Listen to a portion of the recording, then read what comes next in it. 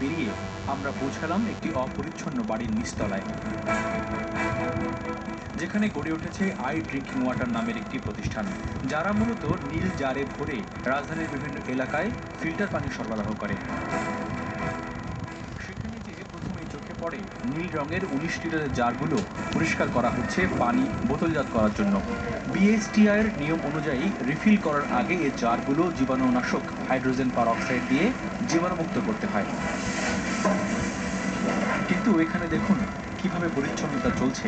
কয়েকজন মহিলা কর্মী খালি হাতে সামান্য একটু পানি দিয়ে ঝাঁকিয়ে তা পরিষ্কার করে চলেছে। পরিষ্কারের এই পদ্ধতি জীবাণুমুক্ত করার বদলে আরো বেশি করে জারগুলোকে জীবাণুযুক্ত করছে। এবার চলুন এই আই ড্রিঙ্কিং ওয়াটারের পানি পরীক্ষাকরণ ল্যাবে। দেখে মনে হচ্ছে কেনার পর আর কোনোদিন এই যন্ত্র চালু করা হয়েছে কিনা তা জানার জন্য নতুন আরেকটি যন্ত্র বসাতে হবে।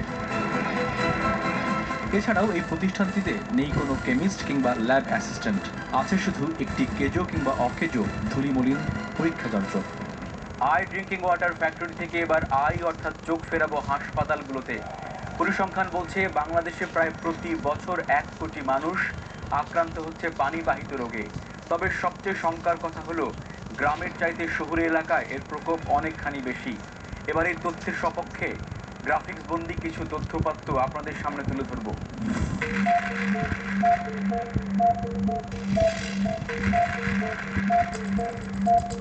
রোগশোকের পরে এখন জানাবো গ্রাফিক্স বন্দি অনুসন্ধানী তথ্য। 19 লিটারের নিম্নমানের এক জার পানি উৎপাদন করতে খরচ হয় 2 থেকে 6 টাকা। সেগুলো ডিলারদের কাছে বিক্রি করা হয় 10 থেকে 12 টাকা দরে, যা মধ্যস্বত্বভোগীরা খুচরা পর্যায়ে 25 থেকে 50 টাকা পর্যন্ত দামে বিক্রি করে। একটু নতুন একটু উন্নত প্রতি জার পানি উৎপাদন খরচ 15 থেকে 22 টাকা, ডিলার পর্যায়ে 35 থেকে 40 এবং খুচরা পর্যায়ে 75 থেকে 100 টাকা দামে বিক্রি করা হয়। গ্লাসের হিসাবে এক জারে পানি হয় 75 গ্লাস। এই হিসাবে নিম্নমান সম্পন্ন এক গ্লাস পানির মূল্য পড়ে 13 পয়সা, আর উচ্চমানের হলে 60 পয়সা। অর্থাৎ নিম্নমানের এক গ্লাস পানিতে দোকানদারের লাভ 87 পয়সা, আর উচ্চমানের হলে 54 পয়সা। তাই দেখা যাচ্ছে উচ্চ মুনাফার আশায় নিম্নমানের পানি উৎপাদনের প্রতিযোগিতা চলছে। সঙ্গত কারণেই বিশুদ্ধ পানি সরবরাহে এসব কারখানার বর্তমান অবস্থা খুবই বেহাল। তাই যে কারণে আই ড্রিঙ্কিং ওয়াটার ফ্যাক্টরির মালিক কিংবা ম্যানেজার দুজনই চম্পট দিয়েছেন।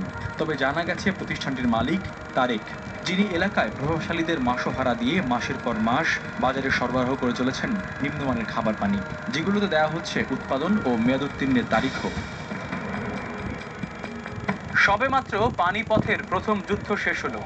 খোঁজের হাতে আরও 2টি যুদ্ধ এবং বেশ কিছু ভণ্ড পানি বিক্রেতার ফিরিস্তি আছে।